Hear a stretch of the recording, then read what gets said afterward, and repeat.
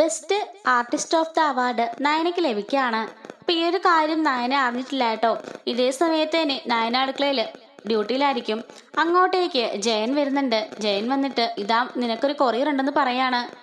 എന്താ അച്ഛാന്ന് ചോദിക്കുമ്പം നിന്നെക്കുറിച്ച് ഞങ്ങൾ ഇങ്ങനെയൊന്നും കരുതിയില്ല, നിന്റെ സ്വഭാവം ഇത്രയ്ക്ക് മോശമാണെന്ന് ചോദിക്കുകയാണ്.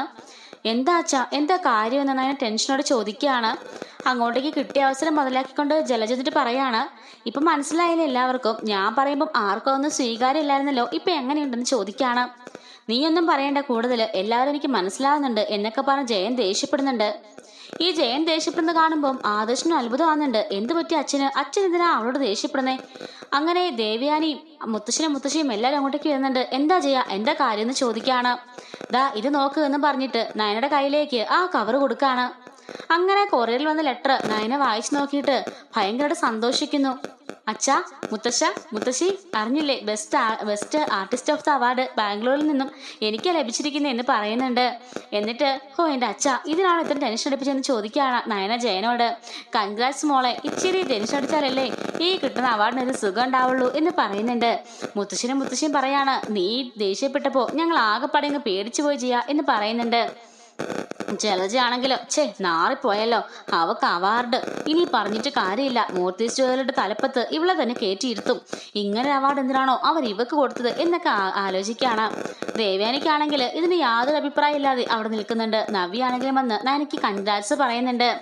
ആദർശിന്റെ കൺഗ്രാറ്റ്സ് പറയണമെന്നൊക്കെ ഉണ്ട്. എല്ലാവരും മുമ്പിൽ വെച്ചായണ്ട് ചളപ്പായിട്ട് മാറി നിൽക്കാണ്. അങ്ങനെ അനിയും അനാമികയൊക്കെ വന്നിട്ട് അവർക്ക് കൺഗ്രാറ്റ്സ് ഒക്കെ പറഞ്ഞിട്ട് തിരിച്ചു പോകുന്നുണ്ട് കേട്ടോ. അങ്ങനെ മുത്തശ്ശൻ പറയാണ്, ഇതിന്റെ നല്ലൊരു സെലിബ്രേഷൻ തന്നെ നമുക്ക് നടത്തണം എന്ന് പറയാണ്.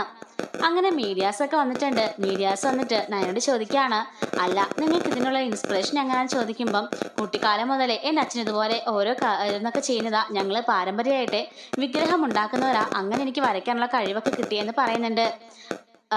ദേവിയുടെ വിഗ്രഹത്തിൽ ചാർത്താനുള്ള മാലയൊക്കെയാണ് ഞാൻ ആദ്യം ഡിസൈൻ ചെയ്ത് തുടങ്ങിയത്. പിന്നെ പിന്നെ എങ്ങനെ അല്ലാതെ ഡിസൈൻ ചെയ്യുന്നത് എന്നൊക്കെ നയന പറയുന്നുണ്ട്. ഈ ഡിസൈൻസിനൊക്കെ ആഗോളതലത്തിൽ നല്ല മാർക്കറ്റിംഗ് ആണ് എന്നൊക്കെ പറയാണ് എല്ലാവരും. പിന്നീട് വിവാഹം കഴിഞ്ഞപ്പോൾ ഇതിനാരെ ഇൻസ്പിറേഷൻ ചോദിക്കുമ്പം അതെൻ്റെ ഹസ്ബൻഡ് തന്നെയാ. ഞങ്ങളുടെ കമ്പനിയിലേക്ക് വേണ്ടി തന്നെ ഞാൻ ഡിസൈൻ ചെയ്യുന്നത്, ആ ഡിസൈനിൽ നിന്നാണ് എനിക്ക് സെലക്ഷൻ കിട്ടിയെന്നൊക്കെ നയന പറയുന്നുണ്ട്. അങ്ങനെ എല്ലാവരും നയനയ്ക്ക് കൺഗ്രാറ്റ്സ് ഒക്കെ പറഞ്ഞിട്ട് ഗിഫ്റ്റുകളൊക്കെ കൊടുക്കുന്നുണ്ട്. ഈ സമയത്ത് അനാമികയും വന്നിട്ട് നയനയ്ക്ക് ഗിഫ്റ്റൊക്കെ കൊടുക്കുന്നുണ്ട് കേട്ടോ.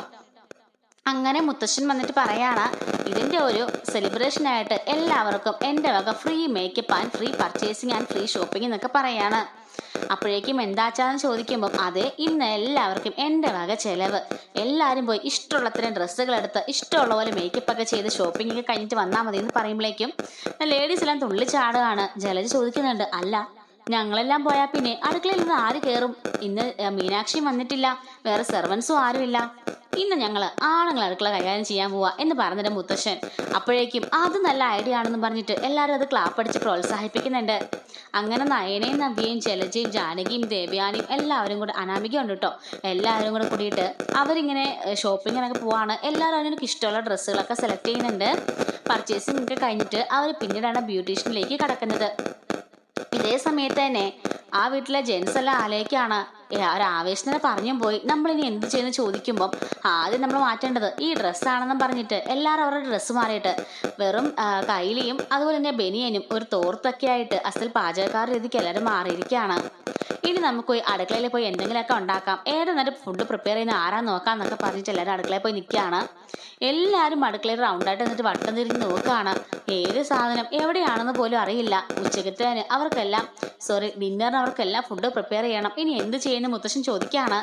ജയൻ പറയുന്നുണ്ട്, അച്ഛൻ നല്ല ആളാണല്ലോ, അച്ഛൻ തന്നെയല്ലേ പറഞ്ഞ് എരിവ് കയറ്റിയത്, ഇനിയിപ്പോൾ എന്ത് ചെയ്യും?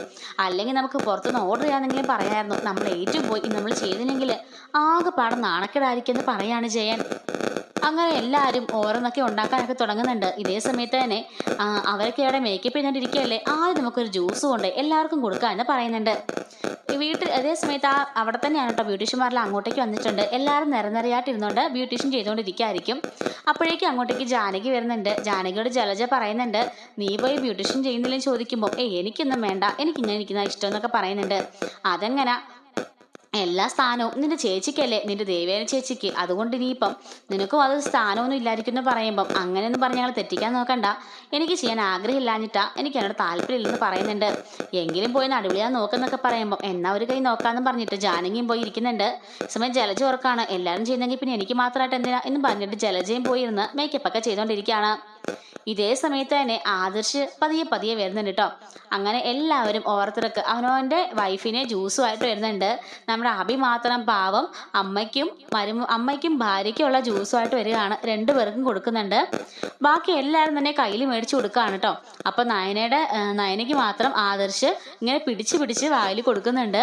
അപ്പോഴേക്കും ജലജ ദേവേനെ കണ്ണു കാണിക്കുകയാണ്. ബാക്കി എല്ലാവരും കയ്യിൽ പിടിച്ചാണല്ലോ കൊടുക്കുന്നത്.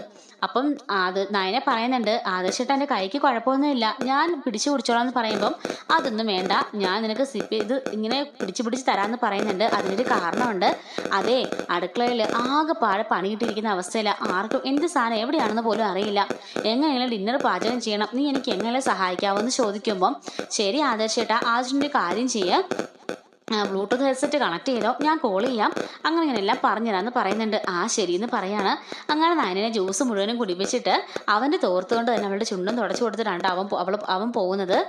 അങ്ങനെ വീണ്ടും നയന ആ കുക്കുമ്പറൊക്കെ എടുത്ത് കണ്ണിൽ വെച്ചിട്ട് ഇങ്ങനെ കിടക്കുന്നുണ്ട്. ഈ സമയത്ത് ജലജ ദേവിയോട് പറയുന്നുണ്ട്, കണ്ടില്ലേട്ടത്തി, ബാക്കിയെല്ലാ ഭർത്താക്കന്മാരും വന്നിട്ട് ഭാര്യമാരെ കയ്യിൽ കൊടുത്തിട്ട് പോവാ ചെയ്തത്.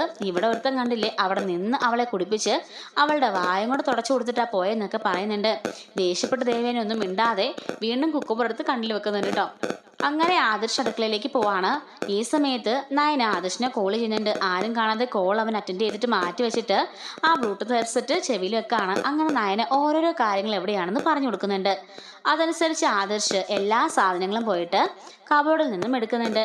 കബോർഡിൽ നിന്നും ആ സാധനങ്ങളെല്ലാം എടുത്തോണ്ട് വന്ന് കിച്ചൻ്റെ എല്ലാ ജോലിയും സ്പീഡ് തീർക്കാണ്. ബാക്കിയുള്ളവരെ കൊണ്ട് അവന് കട്ട് ചെയ്യിപ്പിക്കുകയും ഓരോ സാധനങ്ങൾ അരിയിക്കുകയൊക്കെ ചെയ്യാണ്. അപ്പോൾ അവരെല്ലാം എല്ലാ സാധനവും അരിഞ്ഞൊക്കെ കൊടുക്കുമ്പോൾ ഇവൻ തന്നെ നിന്നുകൊണ്ട് എല്ലാം നല്ല സൂപ്പറായിട്ട് പ്രിപ്പയർ ചെയ്യുന്നുണ്ട്. മുത്തശ്ശനും ജയനൊക്കെ ചോദിക്കുകയാണ്, നീ എങ്ങാണ്ട് സൂപ്പറായിട്ട് പാചകം ചെയ്യുന്ന ചോദിക്കുമ്പം അത് നയനെ പാചകം ചെയ്യുമ്പം ഇടയ്ക്കൊക്കെ ഞാൻ അവിടെ നിൽക്കാറുണ്ടല്ലോ, അങ്ങനെ കണ്ടിട്ടുണ്ട്. പിന്നെ ഇവിടെ അന്ന് എനിക്ക് അസുഖമായ ദിവസമൊക്കെ നയനയുടെ കൂടെ ഞാനും പാചകമൊക്കെ ചെയ്തിട്ടുണ്ട് എന്നൊക്കെ പറയുന്നുണ്ട്. അങ്ങനെ ഇവരെല്ലാവരും മേക്കപ്പ് ഒക്കെ ചെയ്യാണ്. ഇതേ സമയത്ത് തന്നെ ഇവരെല്ലാവരും ഡിന്നറൊക്കെ റെഡിയാക്കുന്നുണ്ട്. മുത്തശ്ശൻ പറയാണ്, ഹോ ശരിക്കും നടു ഒടിഞ്ഞെന്ന് പറഞ്ഞാൽ മതിയല്ലോ, ഇവരെയൊക്കെ സമ്മതിക്കണമല്ലേ എന്ന് പറയുമ്പം ആദർശ് പറയാണ്, അവരെ അല്ല മുത്തശ്ശ, നയനെ സമ്മതിക്കണം. നയന ഒറ്റയ്ക്ക് കിടന്നിട്ടല്ലേ ഈ അടുക്കളയിൽ ഈ രാവിലെ തൊട്ട് വയ്യോളം 4 നേരം എല്ലാവർക്കും ഫുഡും കോഫിയും സ്വീറ്റ്സും എല്ലാം ഉണ്ടാക്കി തരുന്നത് എന്തുമാത്രം പാവം കഷ്ടപ്പെടുന്നുണ്ടായിരിക്കല്ലേ എന്നൊക്കെ ചോദിക്കുകയാണ്. ജയം പറയുന്നുണ്ട്, ഓഹോ ഭാര്യയുടെ വിലയപ്പോൾ ഇപ്പോഴേലും മനസ്സിലായല്ലോ അല്ലേ, ഇന്ന് ഒരു നേരം കിച്ചണിൽ കയറി തന്നെ നമ്മളൊക്കെ എന്ത് പാടുപെട്ടു. അപ്പം അവരുടെ അവസ്ഥ എന്തായിരിക്കും. അതുകൊണ്ട് അച്ഛൻ ഞാനൊരു കാര്യം പറയുക, എത്രയും പെട്ടെന്ന് 2 സെർവൻസിനെ അപ്പോയിന്റ് ചെയ്യണം എന്ന് പറയുന്നുണ്ട്. ആദർശ് പറയാണ്, ഞാൻ പരസ്യം ചെയ്തിട്ടുണ്ട്, പക്ഷെ അതിന് പറ്റിയ ഒരാളെ കിട്ടുന്നില്ല എന്ന് പറയാണ്. ഇതേ സമയത്ത് തന്നെ അവരെല്ലാവരും മേക്കപ്പ് ഒക്കെ ചെയ്തിട്ട് വരുന്ന കണ്ട് എല്ലാ ഭർത്താക്കന്മാരും ഞെട്ട് നിൽക്കുന്നുണ്ട് കേട്ടോ. കാരണം എല്ലാവരും അത്രയ്ക്ക് നല്ല സെറ്റപ്പായിട്ടാണ് ഒരുങ്ങി വന്നിട്ടുള്ളത്. ദേവേനൊക്കെ കണ്ട് നല്ല ക്യൂട്ടായിട്ടിരിക്കും കേട്ടോ. അങ്ങനെ ആദർശാണെങ്കിലും നയനെ കണ്ട് വാലിനെ കയ്യും വെച്ച് നിൽക്കുകയാണ്. അത്രയ്ക്ക് നയന നല്ല സൂപ്പറായിട്ടാണ് വന്നിരിക്കുന്നത്. അപ്പം ആ ഒരു ഫോട്ടോസൊക്കെ നമ്മൾ പ്രോമോയിൽ കണ്ടിട്ടുണ്ടായിരുന്നു. അങ്ങനെ ആ പാചക മത്സരത്തിൽ ആരാണ് ജയിച്ചതെന്ന് ചോദിക്കുമ്പം ആദർശാണ് പാചക മത്സരത്തിൽ ജയിച്ചതെന്ന് പറയുന്നുണ്ട്. അങ്ങനെ ഭാര്യമാർക്കെല്ലാം ഭർത്താക്കന്മാർ വിളമ്പി കൊടുക്കുന്നുണ്ട് കേട്ടോ. എല്ലാവരും കഴിച്ചിട്ട് ഭക്ഷണമൊക്കെ നല്ല സൂപ്പറാണെന്ന് എല്ലാവരും പറയുന്നുണ്ട്. അങ്ങനെ അനാമികയ്ക്കാണെങ്കിലും അനി വിളമ്പിയൊക്കെ കൊടുക്കുന്നുണ്ട് കേട്ടോ. അങ്ങനെ എല്ലാവരും അനിയനെ കളിയാക്കുന്നുണ്ടെങ്കിൽ പോലും അനി അപ്പോഴും മനസ്സിനകത്ത് നന്ദുനെ തന്നെ ഓർത്തുകൊണ്ടിരിക്കുകയാണ്. അപ്പോൾ ഇവൻ്റെ ഒരു ഭാവമാറ്റമൊക്കെ അനാമികയ്ക്ക് മനസ്സിലാകുന്നുണ്ട് കേട്ടോ.